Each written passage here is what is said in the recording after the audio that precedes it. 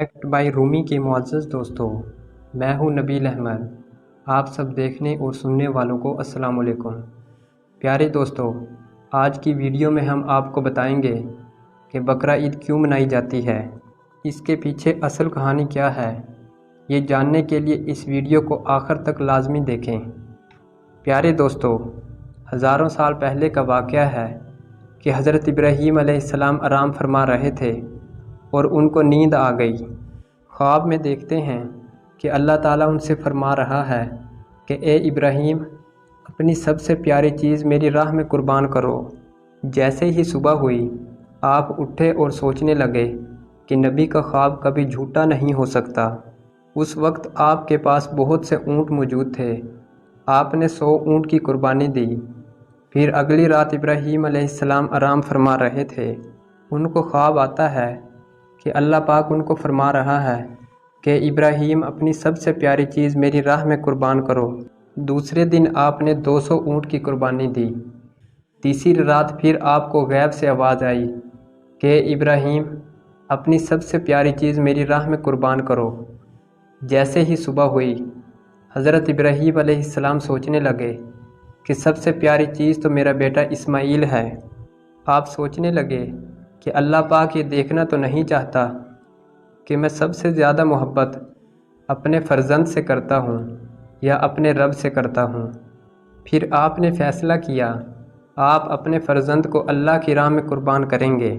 हज़रत इब्राहीम अलैहिस्सलाम अपनी ज़ोजा हज़रत बीबी हाजरा के पास आते हैं और उनसे फरमाते हैं, ए हाजरा, इस्माइल को तैयार करो, इसको गुस्ल कराओ और इसको नए कपड़े पहनाकर खुशबू लगाओ।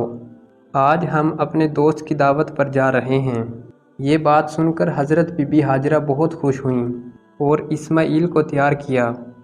और फिर हज़रत इब्राहीम अलैहिस्सलाम ने अपने बेटे हज़रत इस्माइल को लेकर फ़लस्तीन से मक्का की जानब रवान हो गए। फिर पीछे से शैतान आता है और हज़रत बीबी हाजरा को कहता है, ए हाजरा, तुम्हें पता भी है तुम्हारे बेटे को हज़रत इब्राहीम कहाँ लेकर जा रहे हैं? वो इन्हें दोस्त की दावत में नहीं लेकर जा रहे, बल्कि इन्हें मारने के लिए ले जा रहे हैं। बीबी हाजरा ने फरमाया कि ए शैतान, तुम पर अल्लाह की लानत हो। इब्राहीम अलैहिस्सलाम ऐसा क्यों करेंगे? वो अपने बेटे को क्यों मारेंगे? शैतान बोला, इब्राहीम अलैहिस्सलाम ने ख्वाब में देखा है कि उन्होंने अपने बेटे को कुर्बान करना है, इसलिए वो इन्हें कुर्बान करेंगे।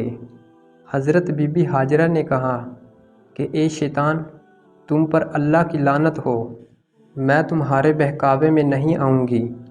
फिर शैतान हज़रत इस्माइल अलैहिस्सलाम के पास आया और बोला, ए इस्माइल, तुम्हारे वाल तुम्हें मारने के लिए ले जा रहे हैं।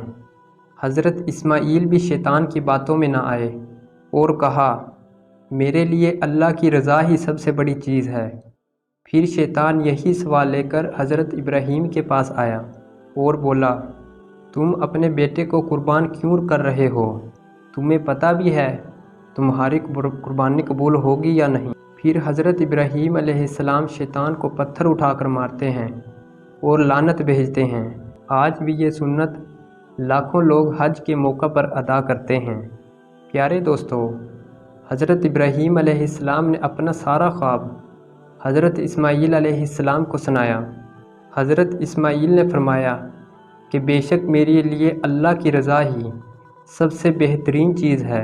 हज़रत इस्माइल ने अपने वालिद हज़रत इब्राहीम को फरमाया कि मुझे कुर्बान करते हुए मेरे हाथ पाँव बांध देना और अपने आँखों पर पट्टी बांध लेना, ताकि आपको मुझ पर तरस ना आए।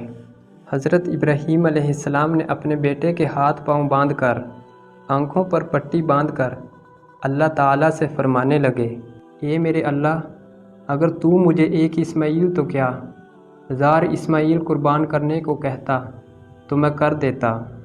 प्यारे दोस्तों, ये बात कहकर जैसे ही हज़रत इब्राहीम ने जैसे ही छुरी चलाना शुरू की, तो अल्लाह पाक ने हज़रत इब्राहीम को हुक्म दिया कि जल्दी जाकर हज़रत इस्माइल की जगह दुम्बे को लौटा दो।